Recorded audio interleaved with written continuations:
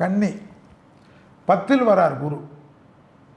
9ல் இருந்த குரு 10.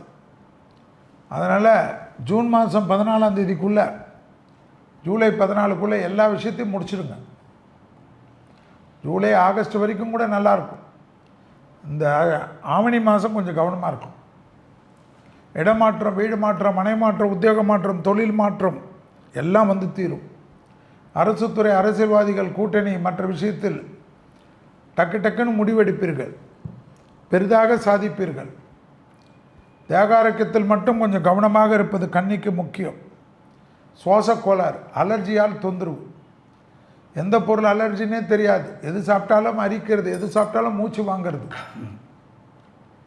நல்ல மருத்துவர், அலர்ஜி மருத்துவரை பார்த்து சரி செய்து கொள்ளுங்கள். திருக்கொள்ளிக்காடு, திருவாரூர்லேருந்து திருத்துறைப்பூண்டி போகிற வழியில் இருக்கக்கூடிய திருக்கொள்ளிக்காடு பொங்கு சனீஸ்வரர் விசேஷமோ விசேஷம்.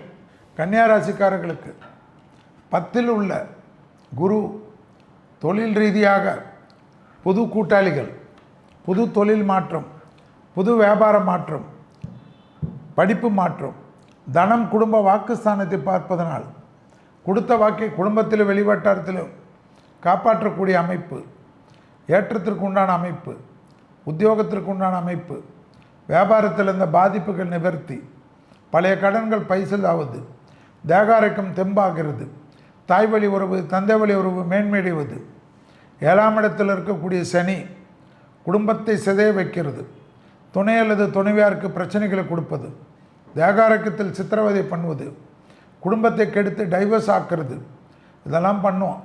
நீங்கள் தான் வெள்ளை கொடி காட்டணும், குடும்பத்தில் வெள்ளை பெட்ஷீட்டை சுற்றிக்கணும். கணவனாக இருந்தால் மனைவியின் உடல்நிலை, மனைவியாக இருந்தால் கணவனின் உடல்நிலை பத்திரமாக பார்த்துக்கொள்வது கன்னிக்கு முக்கியம்.